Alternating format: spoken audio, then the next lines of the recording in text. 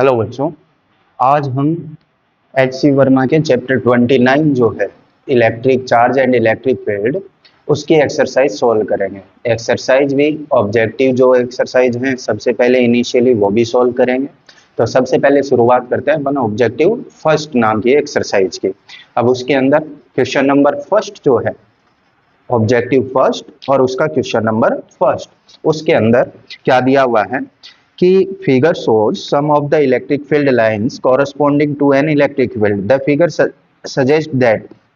उसके बाद में अपने को चार ऑप्शन जो है वो यहाँ पर दिए हुए हैं। इन चार ऑप्शन को देखेंगे तो अपने को पता चलेगा कि अपने को ये बताना है कि इलेक्ट्रिक फील्ड जो है वो कहाँ पर कौन से पॉइंट पर कैसा है, कहाँ पर ज्यादा है, कहाँ पर कम है। तो अगर इस डायग्राम को अगर अपन देखें तो डायग्राम जो अपने को बनाकर दे रखा है वो डायग्राम के अंदर तीन इलेक्ट्रिक फील्ड लाइंस जो है वो अपने को दे रखी है। अब ये इलेक्ट्रिक फील्ड लाइंस यहाँ से जाने के बाद में कुछ इस तरीके से चली जाती है आगे की तरफ। ये वाली फील्ड लाइन जो है वो इस तरीके से आगे की तरफ चली गई, ये वाली फील्ड लाइन जो है वो इस तरीके से आगे चली गई। अब ये अपने को जो है वो इलेक्ट्रिक फील्ड लाइंस जो है वो दे रखी है। यहाँ पर तीन पॉइंट अपने को दे रखे हैं।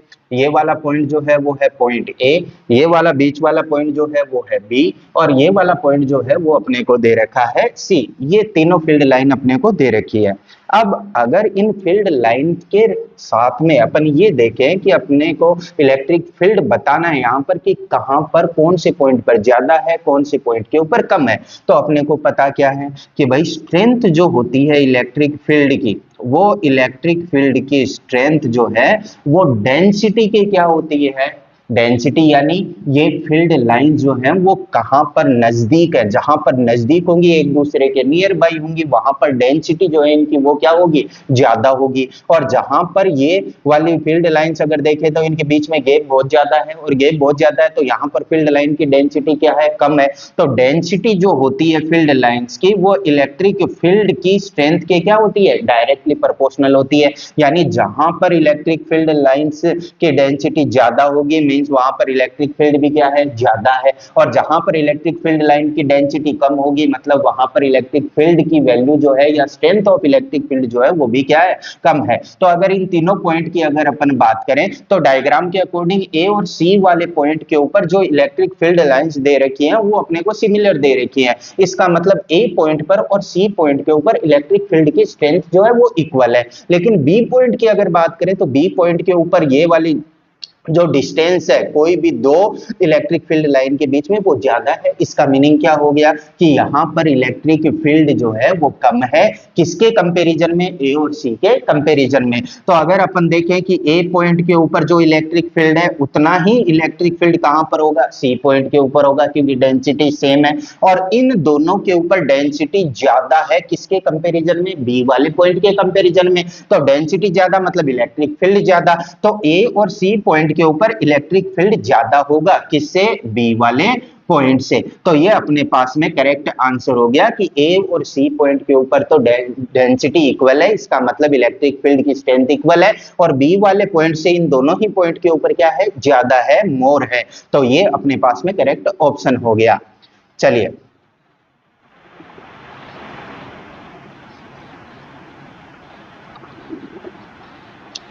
नेक्स्ट क्वेश्चन की अगर अपन बात करें तो नेक्स्ट क्वेश्चन जो है सेकंड नंबर क्वेश्चन वो अपने को बोल रहा है when the separation between two charge is increased the electric potential energy of the charge is. अपने को बोल रहा है इंक्रीज होगी, डिक्रीज होगी, सेम रहेगी या फिर इंक्रीज भी हो सकती है और डिक्रीज भी हो सकती है।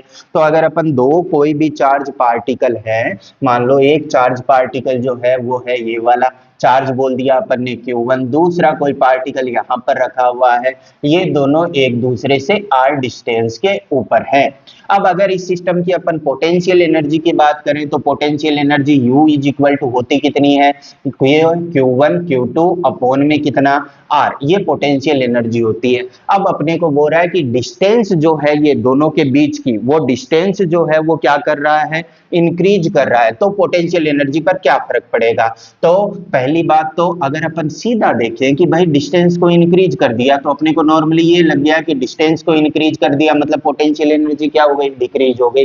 लेकिन ऐसा नहीं है क्योंकि अपने को दोनों चार्ज के बारे में जो है वो कोई भी बात नहीं बताई हुई है। अब मान लो कि अगर दोनों ही चार्ज जो है Q1 और Q2 बोथ चार्ज जो है वो सेम नेचर के होते, यानी दोनों या तो पॉजिटिव होते या फिर दोनों नेगेटिव होते, तो उस कंडीशन के अंदर अपन बोल देते कि भाई पोटेंशियल एनर्जी R को अगर अपन इंक्रीज करेंगे तो पोटेंशियल एनर्जी जो है वो क्या हो जाएगी, डिक्रीज हो जाएगी। या फिर अपन बोल दें R को डिक्रीज करेंगे तो पोटेंशियल एनर्जी जो है वो क्या हो जाएगी, इंक्रीज हो जाएगी। लेकिन यहाँ पर अपने को नेचर जो है वो ये नहीं बताया कि दोनों का सेम नेचर है क्या। तो अगर Q1 और Q2 जो है वो अपोजिट नेचर के होते, मान लो दोनों का नेचर जो है वो एक दूसरे के अपोजिट होता, तो अगर अपोजिट नेचर होता मतलब एक पॉजिटिव और दूसरा नेगेटिव, तो एक पॉजिटिव और दूसरा नेगेटिव होता तो उसकी वजह से R की अगर अपन बात करें तो U इज इक्वल टू अपन ने लिख दिया K Q1 Q2 अपॉन में कितना R। अब अगर एक पॉजिटिव और एक नेगेटिव है तो वो पोटेंशियल एनर्जी को कैसे बना देगा, नेगेटिव बना देगा। और नेगेटिव अगर बना दिया तो उस कंडीशन के अंदर अपन बोलेंगे कि R की वैल्यू को अगर इंक्रीज कर दिया तो U की वैल्यू डिक्रीज हो जाएगी, R की वैल्यू को अगर डिक्रीज कर दिया तो U की वैल्यू क्या हो जाएगी, इंक्रीज हो जाएगी। तो अपन कंफर्म ये नहीं बता सकते कि पोटेंशियल एनर्जी जो है वो इंक्रीज होगी या फिर डिक्रीज होगी। अगर अपने को नेचर बता देता है यहाँ पर तो नेचर बताने पर अपन ये बोल देते हैं कि हाँ भाई पोटेंशियल एनर्जी जो है वो इंक्रीज होगी या डिक्रीज होगी। तो इस क्वेश्चन का जो आंसर है वो आंसर कौन सा ऑप्शन चला जाएगा कि मे इंक्रीज और डिक्रीज, क्योंकि अपने को चार्ज का नेचर जो है वो यहाँ पर पता नहीं है। क्लियर है ये बात आप लोगों के? तो सेकंड जो क्वेश्चन है उसका आंसर हो गया फोर्थ ऑप्शन में इंक्रीज और डिक्रीज। चलिए अगले क्वेश्चन की अपन बात करें तो अगला थर्ड नंबर का क्वेश्चन जो है वो क्या बोल रहा है। थर्ड नंबर क्वेश्चन है, if a positive charge is shifted from a low potential region to a high potential region, the electric potential energy, वही इलेक्ट्रिक पोटेंशियल एनर्जी की अपने को बात कर रहा है कि भाई पॉजिटिव चार्ज है और वो कहां पर शिफ्ट कर रहा है, लो पोटेंशियल रीजन से हाई पोटेंशियल रीजन। अब मान लो कोई भी पॉजिटिव चार्ज है तो पॉजिटिव चार्ज का जो नेचर होता है वो नेचर होता है कि वो हमेशा हाई पोटेंशियल के पॉइंट से मूव करता है लो पोटेंशियल के पॉइंट की तरफ अपने आप। क्यों मूव करता है? क्योंकि कोई भी चार्ज पार्टिकल हो हमेशा वो स्टेबिलिटी को गेन करना चाहता है, और स्टेबिलिटी जो है वो तभी इंप्रूव होती है जब उसकी पोटेंशियल एनर्जी जो है वो क्या हो, मिनिमम हो या फिर डिक्रीज होती हो। तो जब पॉजिटिव पार्टिकल हाई पोटेंशियल से लो पोटेंशियल की तरफ मूव करता है तो मींस वो स्टेबिलिटी को गेन करना चाहता है, और स्टेबिलिटी तभी ज्यादा होती है जब पोटेंशियल एनर्जी क्या होती है, कम होती है। अब अपने को क्वेश्चन के अंदर क्या दिया हुआ है कि यही पॉजिटिव पार्टिकल है, लेकिन ये पॉजिटिव पार्टिकल लो पोटेंशियल वाले पॉइंट से मूव कर रहा है हाई पोटेंशियल वाले पॉइंट की तरफ। तो जब हाई से लो की तरफ पॉजिटिव मूव करता है तो पोटेंशियल एनर्जी डिक्रीज होती है। अब अगर वही चार्ज पार्टिकल, वही positive charge particle low potential से हाई पोटेंशियल पॉइंट की तरफ मूव करेगा तो इसका मतलब कि वो अपनी स्टेबिलिटी जो है उसको क्या कर रहा है, कम कर रहा है। और स्टेबिलिटी कम करने का मतलब उसकी पोटेंशियल एनर्जी क्या हो रही है, ज्यादा हो रही है।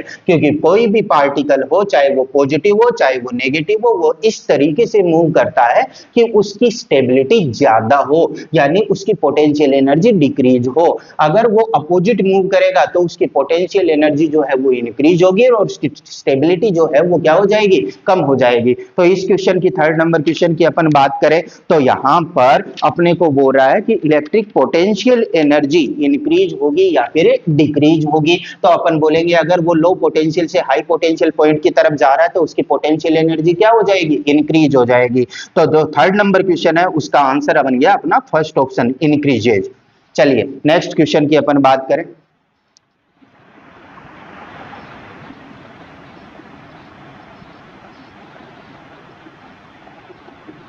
नेक्स्ट फोर्थ नंबर क्वेश्चन जो है वो क्या बोल रहा है अपने को, two equal positive charge are kept at point A and B, यानी दो कोई भी पॉजिटिव चार्ज है, इक्वल है दोनों के दोनों। तो ये वाला पॉजिटिव चार्ज अपन ने बोल दिया Q और ये वाला अपन ने पॉजिटिव चार्ज बोल दिया Q। दोनों आइडेंटिकल है, इक्वल हैं, दोनों कुछ डिस्टेंस के ऊपर रखे हुए हैं। अपन ने डिस्टेंस अपनी तरफ से एज्यूम कर ली R। अपने को बोला है कि इसको दो पॉइंट पर रखा हुआ है, ये वाला पॉइंट A है, ये वाला पॉइंट है B।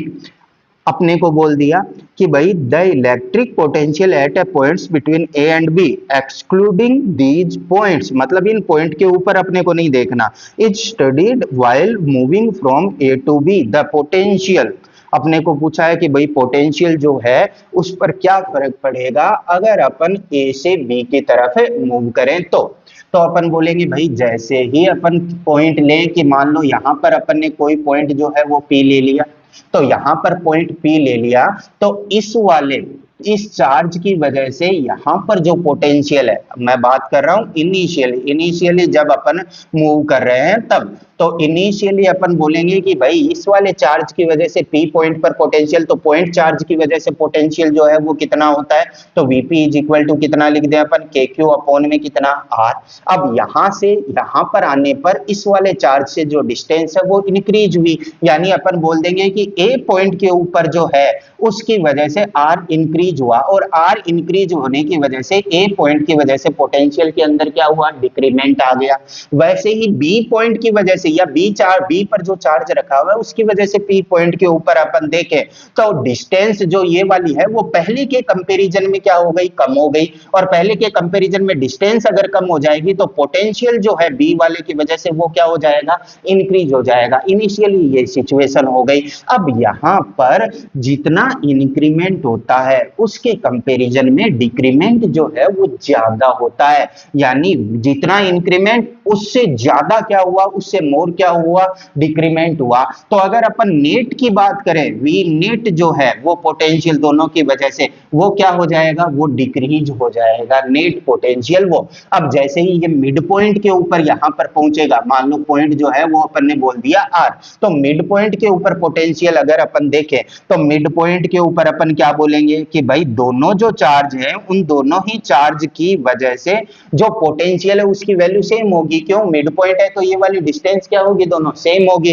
तो मिड पॉइंट के ऊपर पोटेंशियल जो है, यानी ये आर वाले पॉइंट के ऊपर पोटेंशियल जो है वो मिनिमम होगा, यानी इधर से इधर की तरफ आने पर क्या हो रहा है, तो इधर की तरफ से इधर की तरफ आने पर क्या हो रहा है, डिक्रीज हो रहा है। उसके बाद में मिड पॉइंट पर पहुंचेंगे तो मिड पॉइंट पर वो डिक्रीज होता होता अपनी मिनिमम वैल्यू को गेन करेगा। और उसके बाद में अगर अपन बात करें पॉइंट एट पॉइंट बी, यानी पॉइंट बी के नजदीक अपन को कहीं भी पॉइंट ले लें, यहां पर कोई पॉइंट ले लें, तो अपन बोलेंगे भाई इससे डिस्टेंस जो है वो क्या हो गई, कम हो गई, इससे डिस्टेंस क्या हो गई, ज्यादा हो गई। तो अब जो वी नेट है जो कि मिनिमम हो चुका है वो अब क्या होगा, इंक्रीज होता हुआ जाएगा और उतनी ही वैल्यू गेन कर लेगा जितनी इनिशियल थी, क्योंकि दोनों चार्ज सेम है और डिस्टेंस ये वाली जो है वो भी सेम ही रह रही है। तो पहले जितना पोटेंशियल था उतना ही पोटेंशियल लास्ट के अंदर हो जाएगा, यानी फाइनल पॉइंट के ऊपर पोटेंशियल सेम है और बीच में पोटेंशियल की वैल्यू जो है बीच वाले पॉइंट पर या मिड पॉइंट पर वो क्या है, मिनिमम है।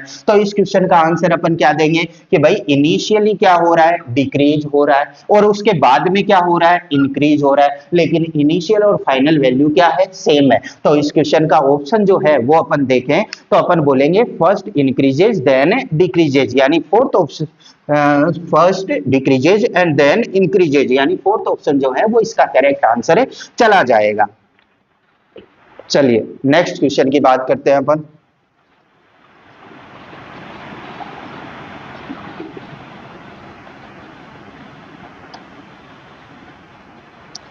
नेक्स्ट क्वेश्चन 5th नंबर क्वेश्चन है, the electric field at the origin is along the positive X axis, यानी अपने को बोला है कि ओरिजिन पर इलेक्ट्रिक फील्ड जो है वो पॉजिटिव एक्स डायरेक्शन के अलोंग है। तो अपन यहां पर पहले तो कार्टेशियन कोऑर्डिनेट सिस्टम बना लेते हैं।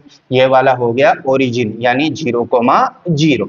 अब इस वाले पॉइंट के ऊपर अपने को बोल रहा है कि इलेक्ट्रिक फील्ड जो है वो पॉजिटिव एक्स डायरेक्शन के अंदर है, यानी इलेक्ट्रिक फील्ड इधर की तरफ है। आगे अपने को बोल दिया a small circle is drawn with the centre at the origin, यानी एक छोटा सर्कल जो है वो अपने को बनाना है और उसका सेंटर जो है वो ओरिजिन है और 4 पॉइंट अपने को बता दिए ए बी सी डी।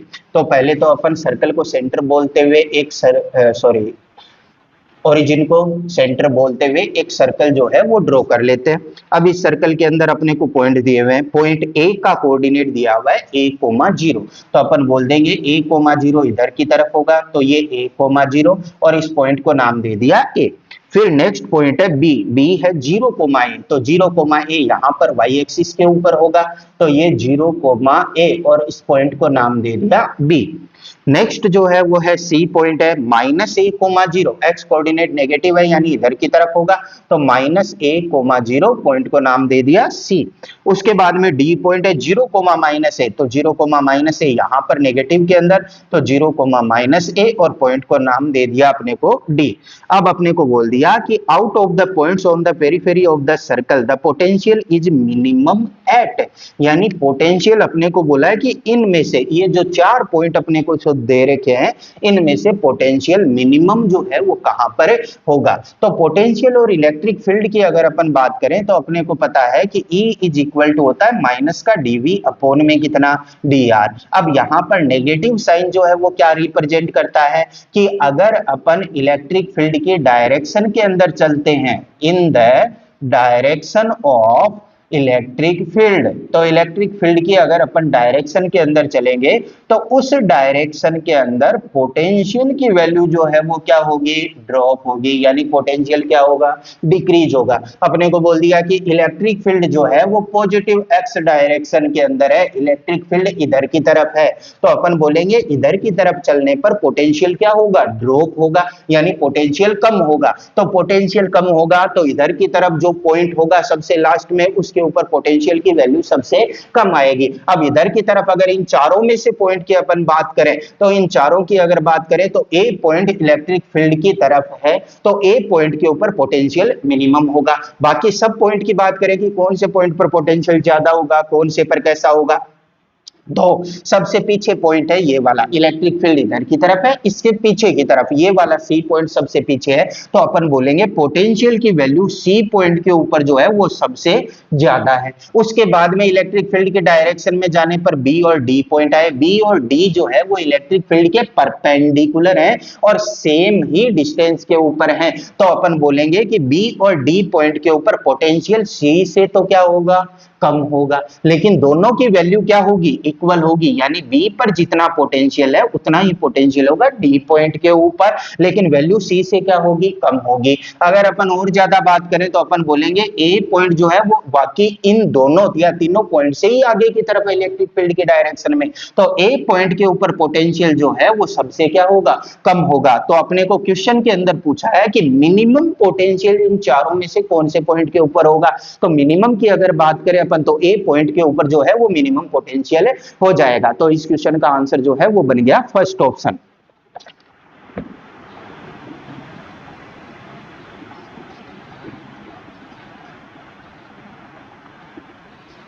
चलिए नेक्स्ट क्वेश्चन की बात करें, तो नेक्स्ट है क्वेश्चन नंबर 6।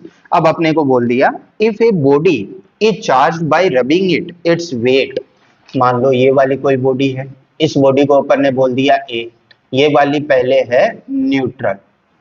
अब अगर इसको किसी और बॉडी के साथ में रब कर रहे हैं तो दो सिचुएशन यहां पर हो सकती है, क्योंकि रब करने से क्या होगा, इलेक्ट्रॉनों का ट्रांसफर होगा, इलेक्ट्रॉनों का ट्रांसफर होगा तो अपन बोलेंगे इलेक्ट्रॉन के इक्वल मास जो है वो वहां से चेंज हो जाएगा पहले से। अब न्यूट्रल जब है तब अपन बोल देंगे कि भाई जिसके पास में कितने भी इलेक्ट्रॉन है अपने को नहीं पता। अब अगर अपन ने इसको रब किया और रब करने से क्या हुआ कि भाई ये वाली बॉडी जो है, जो न्यूट्रल बॉडी थे पहले थी, वो पॉजिटिवली चार्ज हो गई। अब अगर ये पॉजिटिवली चार्ज हो जाएगी तो इसका मतलब क्या हो गया कि भाई इसने अपने में से एक इलेक्ट्रॉन जो है वो इसको दे दिया। अब अगर एक इलेक्ट्रॉन इसको दे दिया तो इस बॉडी के अंदर एक इलेक्ट्रॉन के इक्वल मास जो है वो कम हो गया, और कम हो गया तो अपन बोलेंगे ये वाली बॉडी जो है इसके पास में मास जो है इसका वो क्या हो गया, डिक्रीज हो गया, यानी पॉजिटिवली चार्ज हो गई, यानी मास क्या हो गया, डिक्रीज हो गया, क्योंकि एक इलेक्ट्रॉन इसमें से निकलकर चला गया।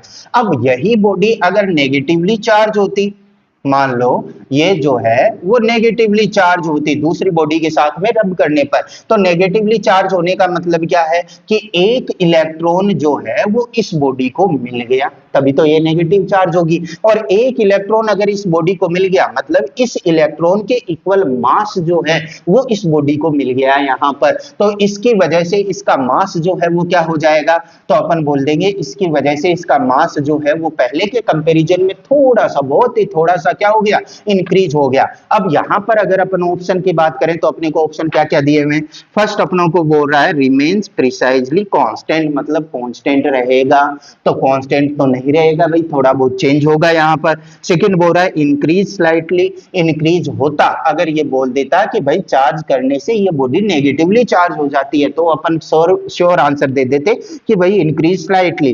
थर्ड ऑप्शन बोल रहा है डिक्रीज स्लाइटली, तो डिक्रीज हो जाता अगर ये बॉडी जो है वो पॉजिटिवली चार्ज हो जाती तो।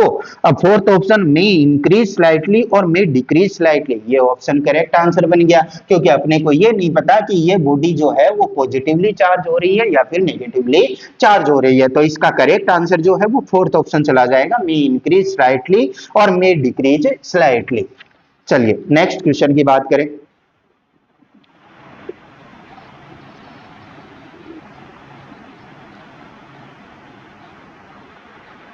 नेक्स्ट क्वेश्चन है an electric dipole is placed in a uniform electric field, the net electric force on the dipole।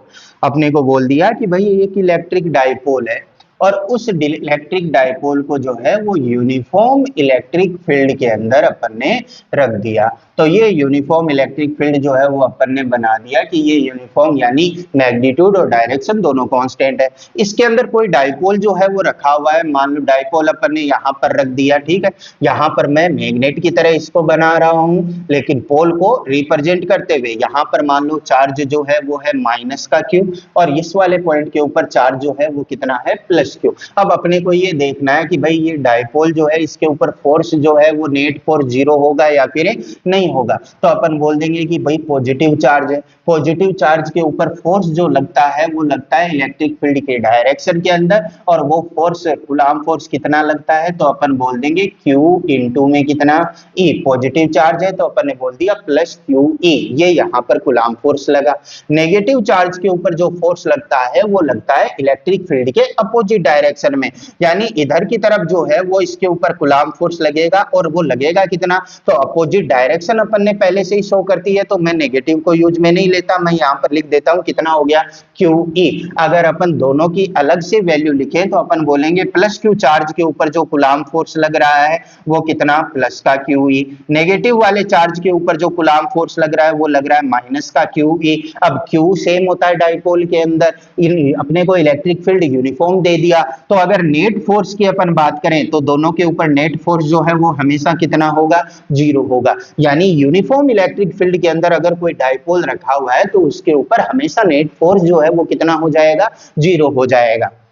चलिए अब इस क्वेश्चन का आंसर जो है वो कौन सा चला गया, फर्स्ट ऑप्शन इज ऑलवेज 0। चलिए नेक्स्ट क्वेश्चन की बात करें।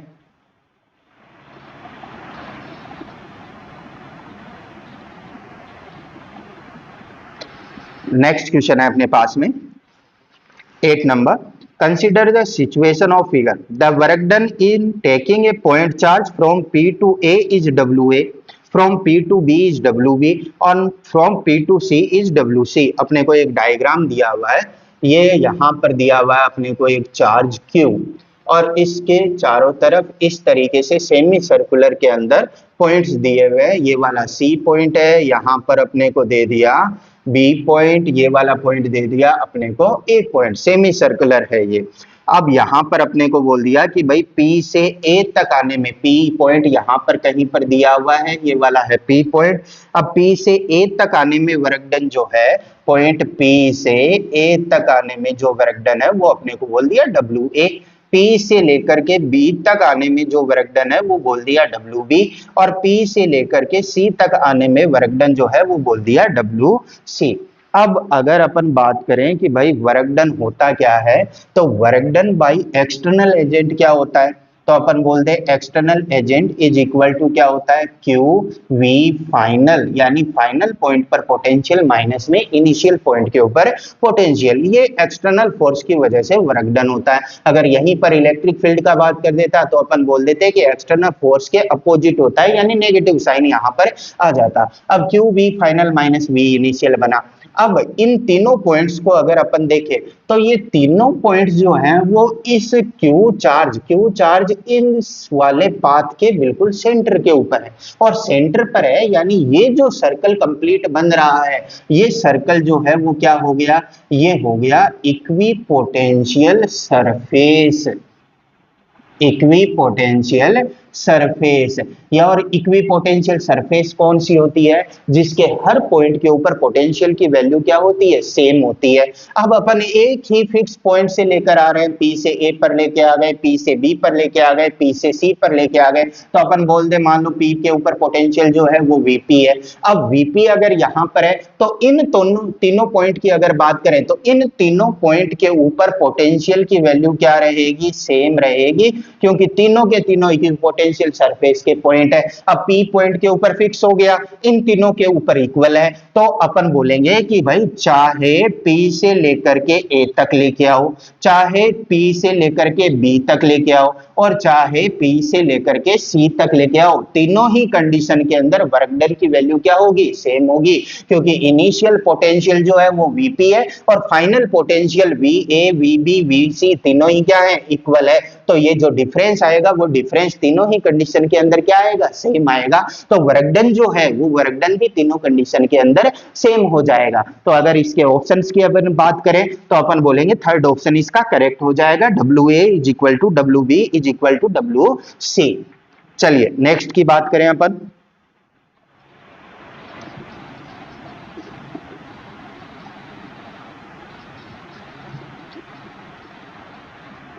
चलिए next question, a point charge q is rotated along a circle in a electric field generated by another point charge capital Q.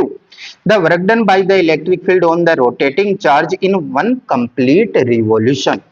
तो सबसे पहले तो अपन बात करें कि भाई इलेक्ट्रिक फील्ड किसकी वजह से जनरेट हो रहा है, कूलाम्ब फोर्स की वजह से।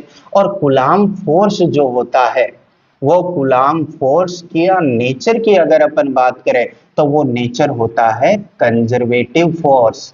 और जो कंजर्वेटिव फोर्स होते हैं उन कंजर्वेटिव फोर्स के लिए अपन क्या बात बोल सकते हैं, अपन बोल सकते हैं कि जो वर्क डन होता है, जो भी वर्क डन है पॉइंट ए से लेकर पॉइंट तक, वो work done does not depend upon